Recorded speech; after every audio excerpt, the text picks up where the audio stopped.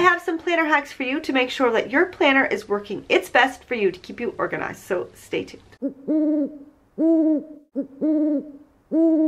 Hello and welcome back to my channel. Today we are talking about those little bits of your planner that don't work 100% the way they could be for you. It's hard to find a planner that's 100% perfect for you. So today I have some hacks to change up some of those things that aren't working for you to make it suit your needs a little bit better. So let's get right into it.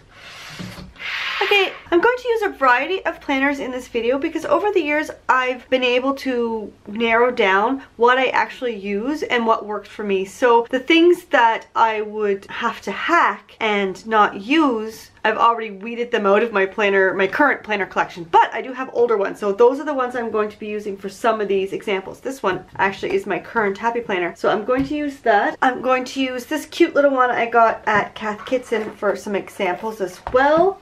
I have an old Webster's Pages planner, last year's Erin Condren, and this Carpe Diem spiral planner. So maybe none of these planners are planners that you're using, but that's okay. You can just take examples and use them in the planner that you're currently using. Let's start with sections that come in the planner that you're using that you don't need or you don't want. So we're gonna go with the Cath Kidston for this one. Okay, so let me tidy up right quick.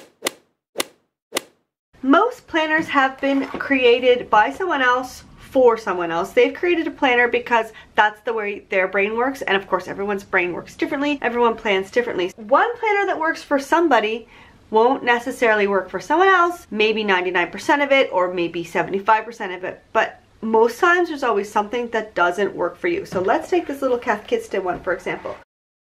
And maybe that section actually works well for you, but for something else, and you can change it up to make it work for you. Let's take the exercise section. Maybe you don't want to track your exercise, you just go for a walk every day or go for a run or go to the gym or whatever, and you don't need to track it, but you do want to track something else. Here we have an exercise log, and we have 52 weeks, and it says week and minutes. Maybe you want to track your reading. You say, maybe what book you're reading and how many minutes of it you read during that week, or how many chapters, or how many books. It doesn't even have to be reading. It could be something else that you are tracking. It also has a little blurb here, so you can cover up this entire header and put something else in its place. You can also change these little headers as well, or the numbers. You can change whatever you want because this is a really nice little grid. I really love this grid. I love that it has 52 weeks and it really has a lot of potential. So use your imagination, figure out what you are tracking, what you are planning, and you can use this spread or any other spread that is in your planner in different ways. So how would you change this? So first of all, it says exercise here. So you can just take a little label or one of these stickers or whatever you happen to have in your collection, or like a label like this, and you can cover it up and write it in. Or there's also tabs you can put on. Then for the header, you can probably put like a piece of wide washi over all of it, or maybe a label over this, or just put something over exercise and you can run a little bit of washi over that. So I'm just going to show you what I would do in this situation, but of course it's your planner. You do you.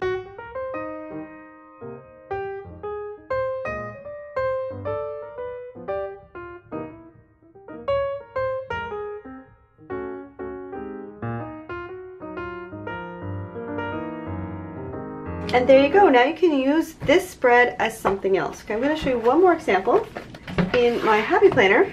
Now you have a little notes section or to-do section that says do all the things. So you can cover that up, and this could be a little sketch pad, or you can break it up into different sections. But also you have reading, watching, loving, eating, drinking, focusing, creating. Maybe you're not doing some of these. Maybe you don't watch a lot of TV, or maybe you're not tracking your water, or you don't want to. So you can change these around. Again, with labels you could change that, but it's tough to find labels this small. So what I suggest you do is to take the paper from the outside of your sticker sheets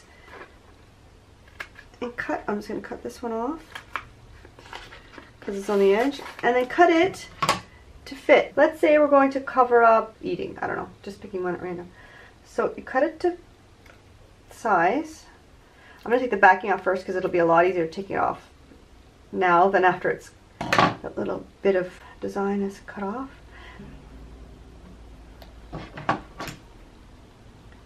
The dots, and then you can write in what you're doing, and that's an easy way to change things up. Then you can put something big over this, do whatever you like. because it's your planner and it should work for you to make sure that you stay organized and productive. If you don't like, for example, a whole section of a planner, you can rename the tab. If you don't like a little section, you can rename just the little bit. So change up your planner to make it work better for you. If you don't like something, but you like the layout, you like the way it looks, but it's just not the right topic, then change it out to what would work better for you. Okay, for this next example, I'm going to be taking out my Webster's pages. Okay, so this has like some calendar pages, but then it has this section here that's called Lists to Love, and it has different types of lists. It has menu, and then to-dos and the monthly goals, but these aren't things for me, for example, that I would use together. I keep my shopping list in my kitchen. My menu planning is actually, when I do menu plan, is on a post-it inside my fridge. So this section together doesn't work for me. So you have a couple of options.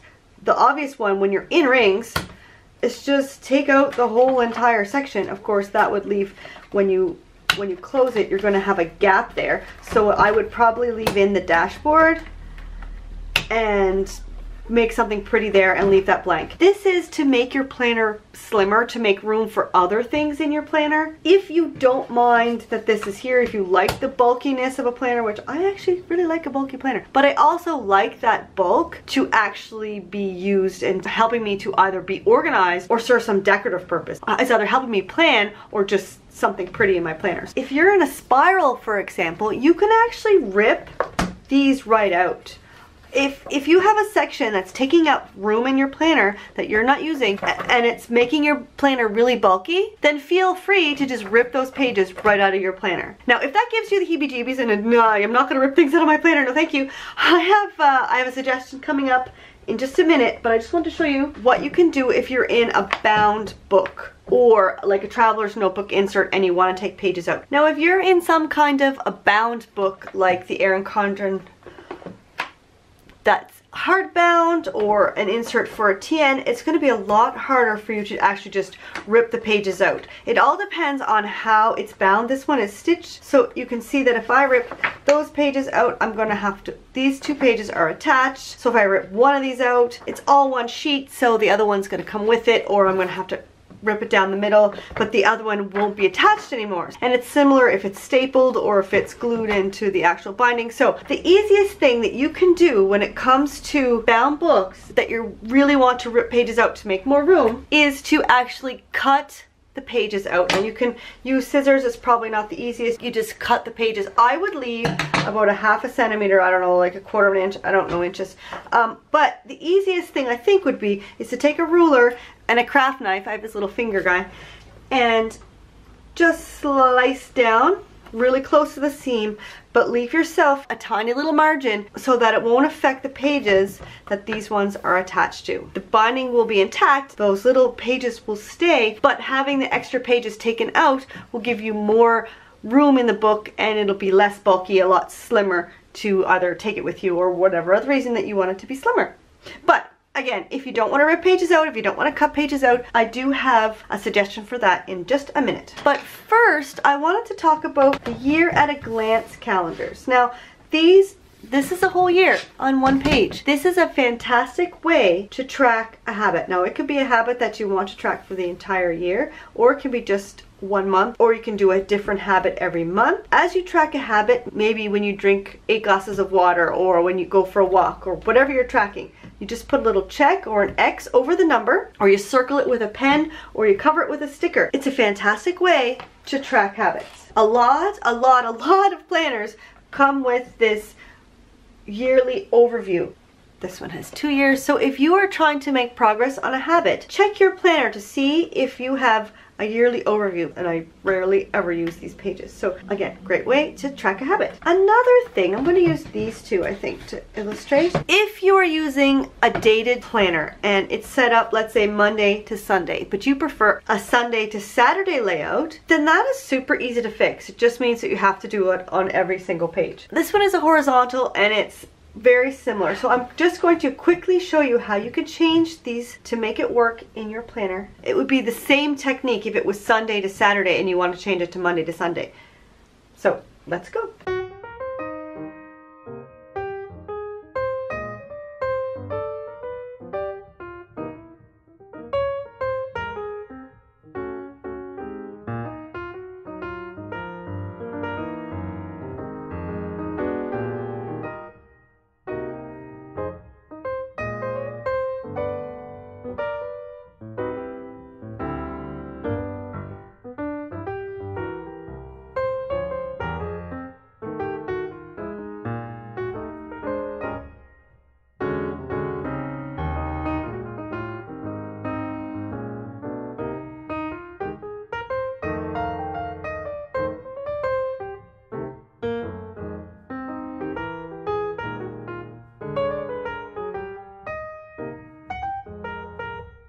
Now, of course, this could be super tedious if you're doing it 52 times. If you do it every week, it would probably take you 5 minutes, but if you want to do them all in bulk, it would take more time. Another thing that you could do if you have sticker paper is you could print them all off on your computer, cut them out, and then stick them on top that way. And you can print in colors or do whatever you wanted. If you have a silhouette, if you have a cutting machine, that would help as well. Okay, I said that I was going to come back to a different option rather than ripping out pages. Let's say that you have an entire section of your planner that you just don't want. We're just going to take March, just for an example. I don't know why you'd want to get rid of March, because March is the best month because that's when my birthday is. All you would need to do is to take a clip and you just clip it on the pages, fold it in, and then you can go straight from February to April. Now, I prefer these types of clips. They hold on a lot better than, say, a regular paper clip with something pretty on top, because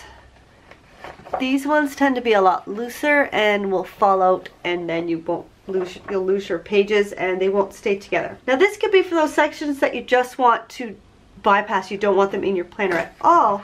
But what I really like to use it for is when you're going from one month to the next and you have all these pages in between the months, whether you use them or not. If you want to flip from the last week of one month to the first week of the next month, it can be a bit of a hassle getting there if you have to flip through all these pages to find that. Even if you're using these pages, you're probably not going to use them as frequently as the last week of one month to the first week of the next month. And I find I'm flipping a lot. I like to look back at what I was doing the week before, and I like to look ahead at what's coming. But if all these pages are in the way, this is just a great tip to make it easier to flip from one week to the next. So sometimes that doesn't lie flat, so I will work at it so that it lies, just sort of move the clip around so that it lies flat on the last week, and it also lies flat on the next week. And that'll also work instead of ripping out pages of your planner. Now, in this video you have seen little bits and pieces of my decorating. If you have watched some of my other videos, you know that I absolutely love to decorate and I like the way it turns out. So if you are interested in learning about decorating your planner, then stay tuned. I have a fantastic decorating class in the works.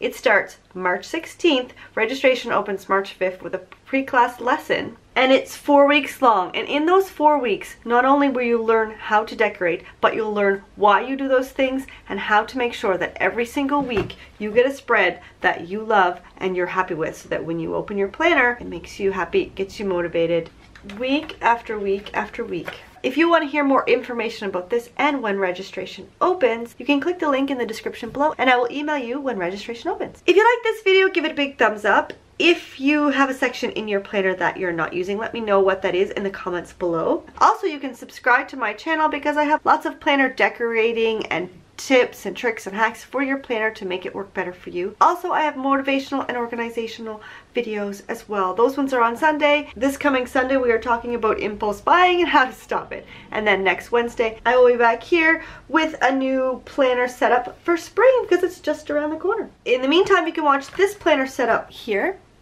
To subscribe, you can click here on my little face. Here are 2 more videos I think you will like. Have a fantastic day and happy planning.